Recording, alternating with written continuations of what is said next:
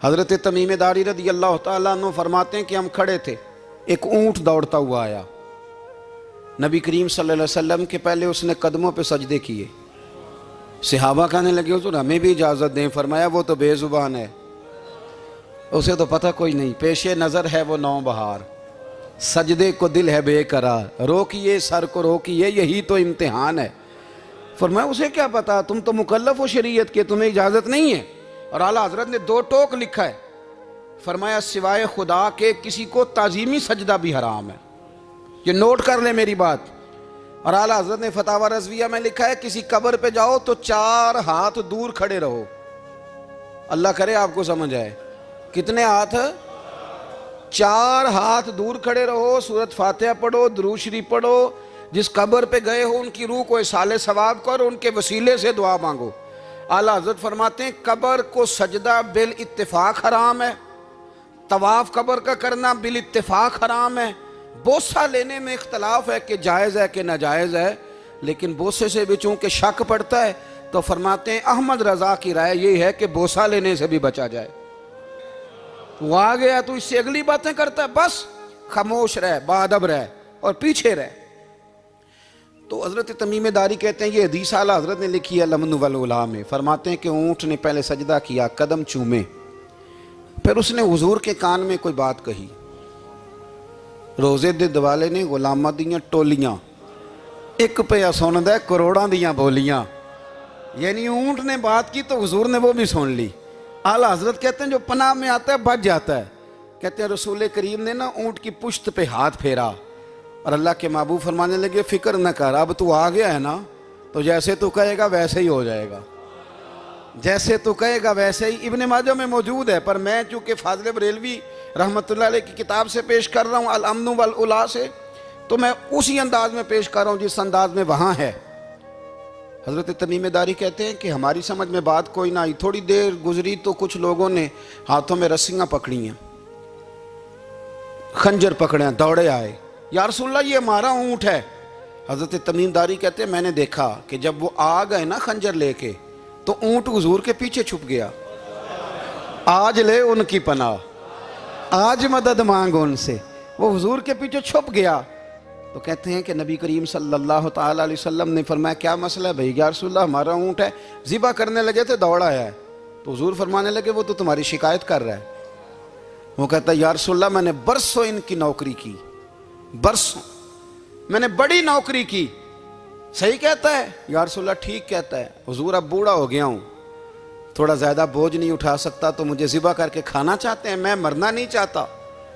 نبی کریم فرمانے لگے اچھے لوگ یہ صلہ دیتے ہیں، انہوں نے عرض کی حضور آپ حکم کر دیں، ہم اس کو چھوڑ دیتے ہیں یا رسول اللہ، نہیں ذبح کریں گے، خدمت کریں گے۔ حضور فرمانے لگے نہیں اب میرے پاس آیا ہے نا، اب میں نے واپس نہیں کرنا، آج ہو گیا ہے، آج لے ان کی پناہ، آج مدد مانگ ان سے، آج ہو گیا یا رسول اللہ پھر رکھ لیں۔ حضور نے فرمایا نہیں بھائی پیسے بتاؤ کتنے ہیں؟ یا رسول اللہ نہیں کچھ نہیں۔ نبی کریم علیہ السلام نے فرمایا نہیں بتاؤ کتنے، بتاؤ کتنے؟ انہوں نے کہا حضور ایک دفعہ ریٹ لگایا تھا تو 100 دینار لگا تھا، حضور نے فرمایا بلال دے دو 100 دینار، 100 دینار دے دیا۔ اعلیٰ حضرت فرماتے ہیں دیکھو ان کی پناہ میں آنے کی برکتیں کتنی ہیں۔ ان سے کہا تم جاؤ، وہ چلے گئے، حضور نے پشت پہ ہاتھ پھیرا، فرمایا جا تو آزاد ہے۔ حضرت تمیم داری کہتے ہیں وہ پہلے گیا پھر پلٹ کے آیا، اس نے نبی پاک کے کان میں کو بات کی، کئی باتیں کی، پر میں ایک بات کرتا ہوں، کئی باتیں کی، ایک بات کی تو حضور رو پڑے، اونٹ چلا گیا، ہم نے عرض کی حضور یہ کیا کہہ گیا ہے؟ تو محبوب فرمانے لگے یہ کہہ گیا یا رسول اللہ جس طرح آپ نے مجھے چھری سے بچایا ہے میں دعا کرتا ہوں اللہ آپ کی امت کو جہنم سے محفوظ فرمائے، اللہ جہنم سے بچائے آپ کی امت کو، اس طرح مجھے چھری سے آپ نے محفوظ کیا۔ اعلیٰ حضرت فرماتے ہیں کن چکروں میں پڑے ہوئے ہو، کن چکروں میں؟ پیسوں کی پناہ لیتے ہو، عہدوں کے پیچھے چھپتے ہو، دولت کے پیچھے چھپتے ہو، تعلقات کے پیچھے چھپتے ہو، فرمایا مصیبت آئے گی تو یہ سارے ہٹ جائیں گے۔ اگر پناہ لینی ہے تو مدینے والے محبوب کی پناہ لو، دروازہ رسول پہ آؤ، نبی کریم کی بارگاہ میں جھکو، حضور سے پیار کرو۔ اعلیٰ حضرت فرماتے ہیں محبوب کا ادب کرو، رسول اللہ کی غلامی کرو۔ فرماتے ہیں پھر کے گلی گلی تباہ، ٹھوکریں سب کی کھائیں کیوں، دل کو جو عقل دے خدا تو تیری گلی سے جائے کیوں۔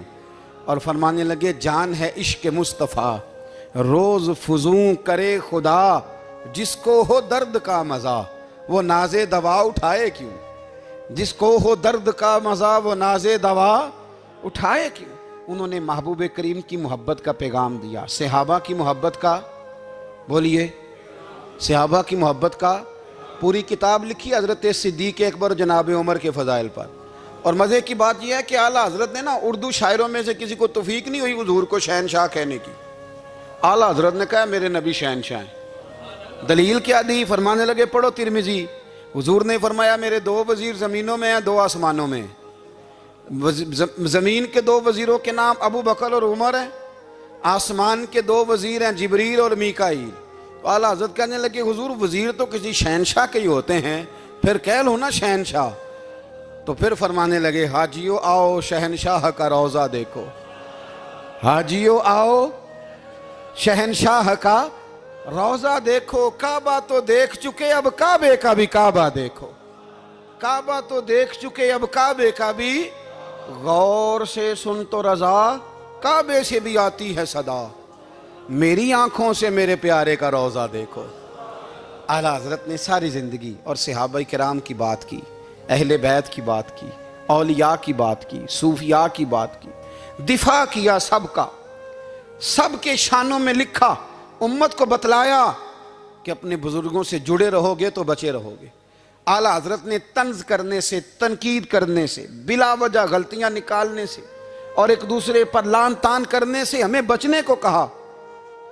اعلیٰ حضرت فرماتے ہیں کوئی علم اگر آ جائے نا تو اس کا معنی یہ نہیں کہ سب کو جاہل سمجھ لینا چاہیے۔ سمجھ آ رہی ہے میری بات کی؟ ہم جس شعبے میں بھی ہوتے ہیں نا سامنے والے کو ان پڑھ ہی سمجھتے ہیں۔ مولویوں کے بارے میں بعض لوگوں کا خیال ہے کہ یہ پتہ نہیں کون سی مخلوق ہے، ان کو کیا پتہ دنیا داری کا۔ میں صحیح کہہ رہا ہوں۔ اسی طرح جو میرے شعبے سے تعلق رکھنے والے لوگ ہیں وہ کہتے ہیں شاید سارے تاجر دو نمبر طریقے سے ہی مال کماتے ہیں۔ یہ ہو نہیں سکتا، ایسا ہو نہیں سکتا۔ ہمیں نا دوسروں کی اہمیت کی خبر رکھنی چاہیے، ہم ایک دوسرے سے پیار، ہم طنز کرتے ہیں، تنقید کرتے ہیں۔ فاضل بریلوی منع کرتے تھے، آپ فرماتے ہیں یہ طریقہ درست، ہم جب غلطیاں نکالنے پہ جاتے ہیں تو معاذ اللہ اتنا اوپر بن جاتے ہیں کہ معاذ اللہ ثم معاذ اللہ اللہ رسول تک پہنچ جاتے ہیں۔ اعلیٰ حضرت کے زمانے میں ایک شخص نے کہہ دیا نبی پاک کا خیال آئے تو نماز ٹوٹ جاتی ہے۔ عقل ہے نا جی، جہاں مرضی لے جاؤ۔ وہ کہنے لگا جی میں نے خالص اللہ کے لیے پڑھنی ہے نا فلسفہ عجیب، نبی پاک کا خیال آئے تو نماز ہے۔ اعلیٰ حضرت فرمانے لگے تو بڑا ہی پاگل ہے، جب تو کہے گا السلام علیکہ ایھا النبی خیال آئے گا کہ نہیں؟ فرمانے لگے تو بڑا ہی نادان ہے، جب تو کہے گا اللہم صلی علی محمد وعلی خیال آیا کہ نہیں آیا؟ فرمانے لگے تو نبی پاک کی بات کرتا ہے، نماز میں تو ابا اماں کا بھی خیال آتا ہے، ربنا اغفر لی والی والدیہ۔ فرمانے لگے کہ ربے کے خیال سے نہیں ٹوٹتی تو مدینے والے کے خیال سے کیسے ٹوٹ گئی؟ فرمانے لگے بڑا ہی بیوقوف ہے تو۔ اعلیٰ حضرت فرمانے لگے تو کہتا ہے حضور کا خیال آئے تو ٹوٹ جاتی ہے۔ فرمانے لگے جب تک حضور کا خیال آئے نہ نماز ہوتی ہی نہیں، جب تک حضور کا خیال نہ آئے نماز ہوتی ہی نہیں، سوال ہی نہیں پیدا ہوتا۔ لوگوں نے کہا جناب وہ کس طرح؟ تو اعلیٰ حضرت فرمانے لگے اللہ نے کہا قرآن میں واقعی الصلاۃ نماز پڑھو، یہ نہیں بتایا کتنی پڑھنی ہے، اور یہ بھی نہیں بتایا فجر کی کتنی پڑھنی ہے، یہ بھی نہیں بتایا ظہر کی، یہ بھی نہیں بتایا قیام کیسے کرنا ہے، ہمیں یہ بھی نہیں بتایا رکوع کیسے کرنا ہے۔